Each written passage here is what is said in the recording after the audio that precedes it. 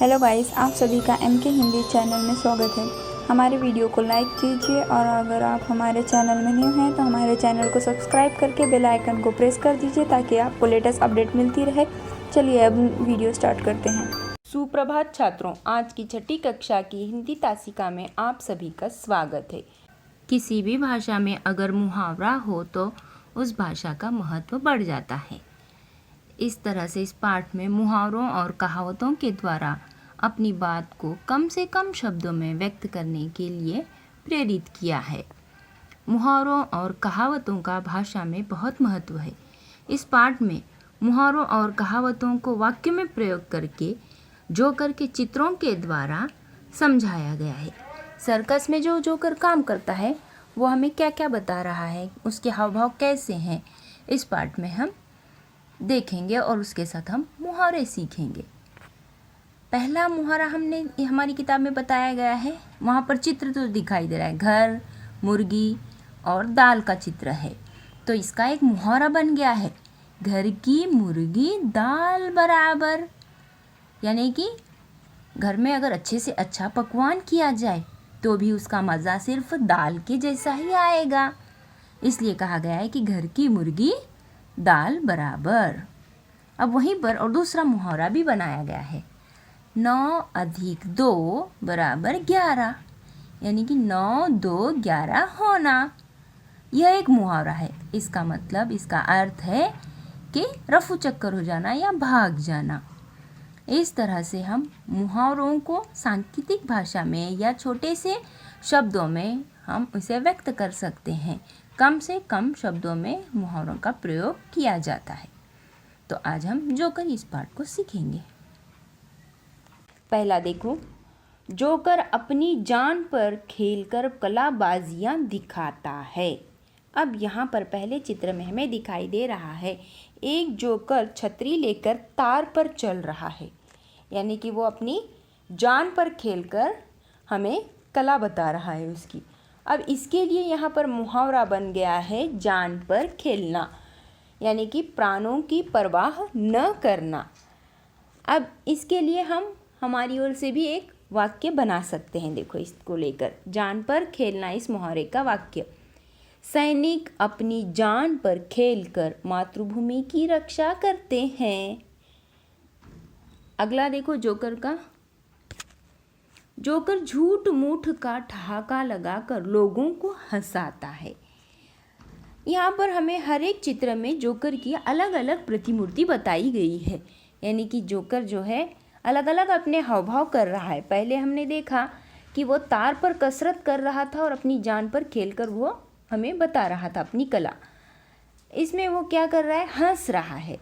यानी कि झूठ मूठ का ये हंस कर क्या करता है, लोगों को हंसाता है। ठहाका लगाकर वो हमें हंसाता है। इसलिए यहाँ पर एक मुहावरा हो गया है ठहाका लगाना, यानी कि ज़ोर से हंसना।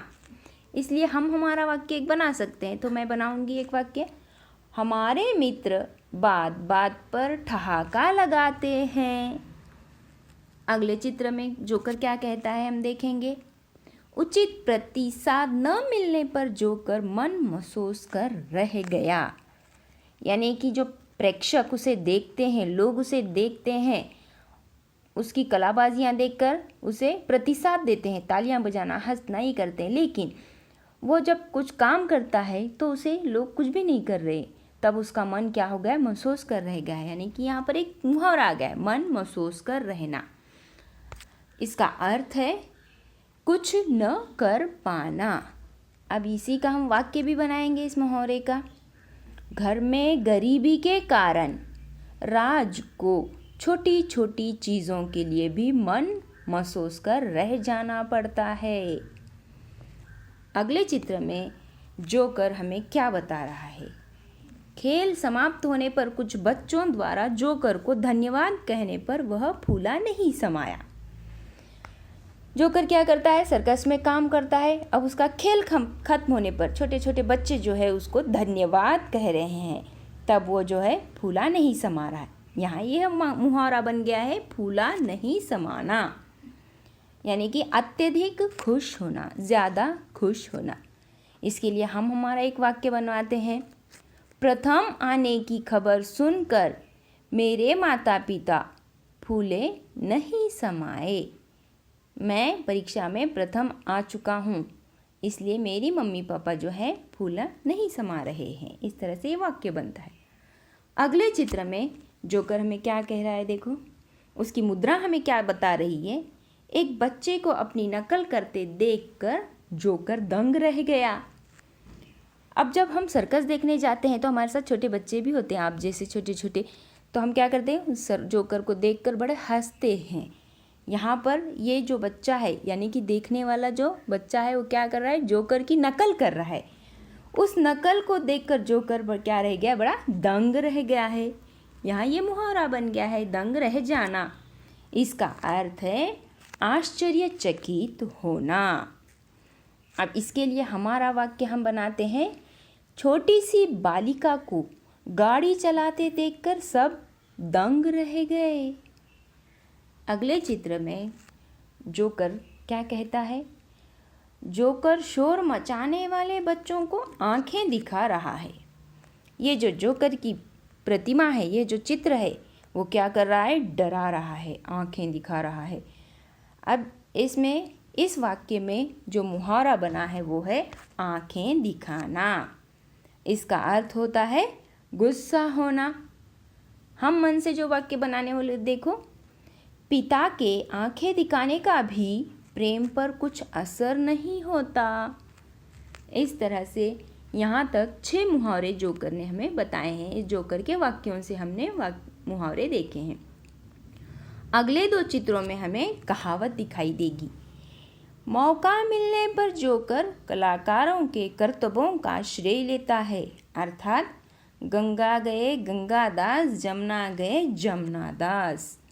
यह क्या है, कहावत है। अब इसमें जोकर क्या कह रहा है, जो कहावत कह रहा है उसका मतलब, उसका मीनिंग होता है अवसरवादी। गंगा गए गंगादास, जमुना गए जमुनादास, यानी कि अवसरवादी। तो इसके लिए हम एक और वाक्य हम हमारे मन से बना देते हैं यहाँ पर। आजकल के नेताओं का क्या विश्वास, जिधर बहुमत देखा उस दल में शामिल हो गए। गंगा गए गंगादास, जमुना गए जमुनादास, यानी कि अवसरवादी होते हैं नेता। इस वाक्य से हमें इस तरह से समझ में आ जाता है। अंतिम जोकर की जो प्रतिमा है उसमें से कौन सी कहावत बनती है, देखो, गाना तो आता नहीं और जोकर कहता है गला खराब है। यह तो ऐसा ही हुआ, नाच न जाने आंगन टेढ़ा। इस वाक्य में हमें एक कहावत मिली है, नाच न जाने आंगन टेढ़ा। अब हमारी ओर से एक वाक्य हम लेते हैं, मधु को कपड़े तो सिलना आता नहीं, कमी सिलाई मशीन में बता रही है, यानी कि नाच न जाने आंगन टेढ़ा। इस तरह से हम इन चित्रों के माध्यम से मुहावरे और कहावतें हमने आज सीखी हैं। पाठ समाप्त हुआ।